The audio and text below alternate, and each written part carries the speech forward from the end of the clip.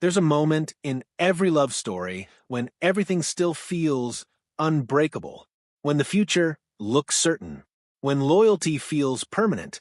For Nicole Kidman and Keith Urban, that moment came with flashing cameras, handwritten letters, and promises whispered between continents. But for Russell Crowe, that moment came with something else. A quiet sense of unease.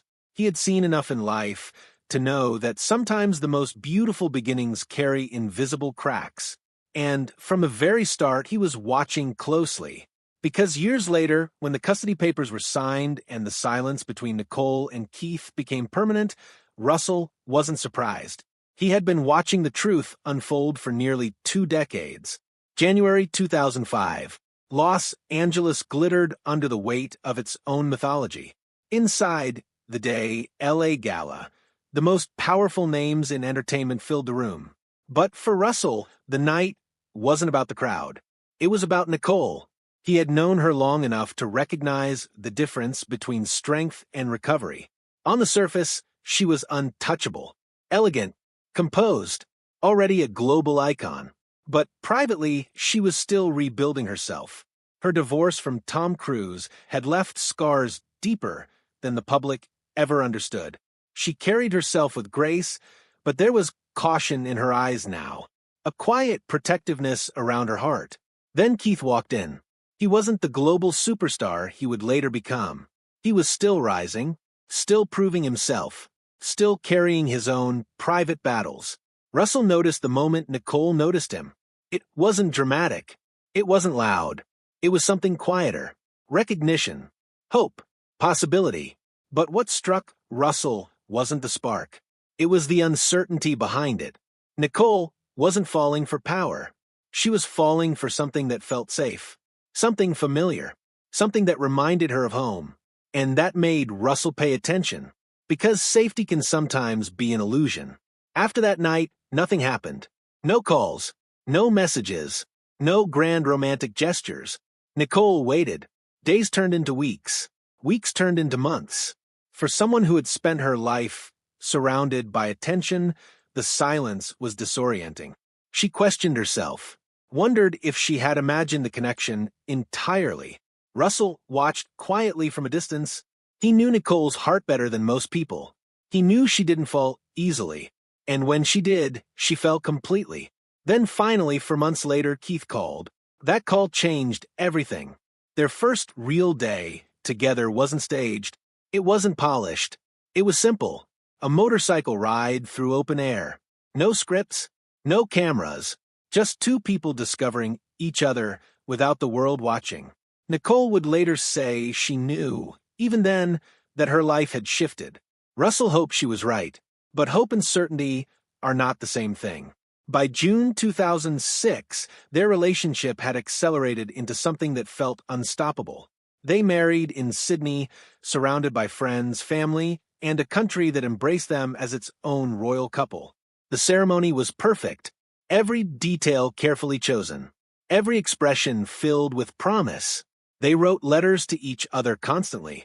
Even when apart for only days, they stayed connected through words.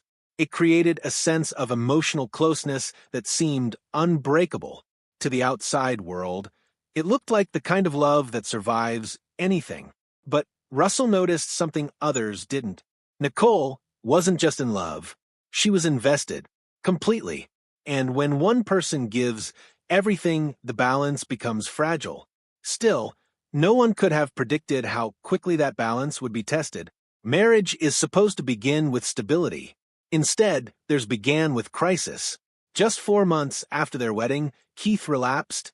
Addiction doesn't ask permission. It doesn't respect timing. It doesn't care about promises or ceremonies. It simply returns. Nicole faced a choice most people never have to make so soon. She could protect herself, or she could fight for the man she loved. She chose to fight. She stepped away from her career, walked away from momentum, put everything on hold to stand beside him during recovery. Russell watched her do it. He saw the exhaustion, the determination, the quiet fear she never showed publicly. Keith survived that period. Their marriage survived it too. But survival changes people. It creates debts that can never be fully repaid. And Russell knew that kind of emotional imbalance doesn't disappear. It waits. From the outside, their life seemed to stabilize. They built a family, welcomed their daughters, created routines that looked grounded and real. Nicole returned to her career. Keith's success exploded across the music world. They appeared stronger than ever. But success often hides distance. Keith spent most of his life on the road, touring, performing, living inside a schedule that left little room for stillness. Nicole built her life between film sets and family. Their worlds overlapped, but they weren't always shared. Russell noticed the shift long before anyone else did. The nightly letters became less frequent. The long conversations became shorter. The emotional closeness that once came effortlessly now required effort. Distance doesn't destroy love overnight. It erodes it quietly, and erosion is harder to see. In 2018, something happened that forced reality into the open. Nicole discovered messages on Keith's phone. Not innocent messages, not harmless conversations, messages that carried intention, conversations that crossed boundaries. The discovery wasn't explosive. It wasn't dramatic. It was devastating in a quieter way, because betrayal doesn't just break trust. It rewrites memories. It forces you to question moments you once believed were real. Nicole confronted him, not with anger, but with clarity. She wanted truth. Russell was one of the first people she called afterward. He had suspected cracks, but now there was proof.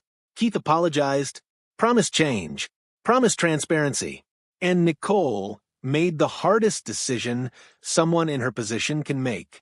She chose forgiveness, because love doesn't disappear instantly. It lingers. It hopes. But forgiveness doesn't erase damage. It only delays its consequences. For a while, it seemed like things might recover. They appeared together publicly, smiled for cameras, spoke about each other with affection. But appearances don't always reflect reality. Privately, the trust had shifted. Nicole became more guarded, more observant. Keith became quieter, more distant. Russell remained close to Nicole throughout it all, not interfering, not judging, just present. He understood something most people didn't. Love can survive betrayal, but it never returns to its original form. Something always changes. By 2024, the emotional distance had grown impossible to ignore. They were still married, but no longer connected in the way they once were. Their conversations became practical instead of emotional. Their lives became parallel instead of shared. Nicole had spent nearly 2 decades holding the relationship together through loyalty, sacrifice, and belief. But even the strongest people have limits. Russell heard it in her voice before anything became public. Not anger, not sadness, acceptance. She wasn't fighting anymore. She was letting go. In 2025, the separation became real. There was no dramatic announcement, no public spectacle, just paperwork, legal filings, final decisions made behind closed doors. By January 2026, the marriage was officially over. 19 years, gone. The custody agreement revealed what Russell had understood for years. Nicole had been the constant presence, the stable center, the one who stayed. Keith had lived a life defined by movement. The legal outcome didn't create that reality. It reflected it. For Nicole, the decision wasn't about punishment. It was about peace. She wasn't trying to win. She was trying to be free. Through everything, Russell remained exactly what he had always been. Present, loyal, protective. Their friendship wasn't built on convenience. It was built on history, on trust that had survived decades of change. He didn't step forward publicly for attention. He stepped forward because silence sometimes protects the wrong story. He knew Nicole's strength. He knew her sacrifices. He knew the truth behind the image, and he refused to let that truth disappear. But loyalty carries its own cost. His unwavering support created tension in his own personal life. Not because there was anything romantic, but because emotional loyalty requires time, energy, and presence. Still, he never stepped back. Because some friendships don't fade when life becomes complicated. They become stronger. For Keith, the silence that followed the divorce was its own kind of reckoning. There were no dramatic interviews, no public defenses, just absence. Sometimes the loudest regret is silence. He had once been given a second chance, a chance built on forgiveness, patience, and belief. But second chances are not permanent guarantees. They are opportunities, and opportunities can be lost. Russell had witnessed the entire story, the spark, the hope, the crisis, the survival, the betrayal, and finally the ending. He had seen Nicole give everything she had to preserve something she believed in. He had seen her fight for love longer than most people would have, and in the end he saw her choose herself, not out of bitterness, but out of strength. Because sometimes strength isn't staying. Sometimes strength is knowing when to walk away. The fairy tale didn't survive, but something else did.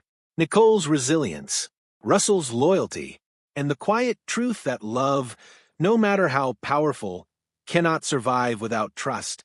In the end, Russell didn't expose anything that wasn't already written in the years themselves.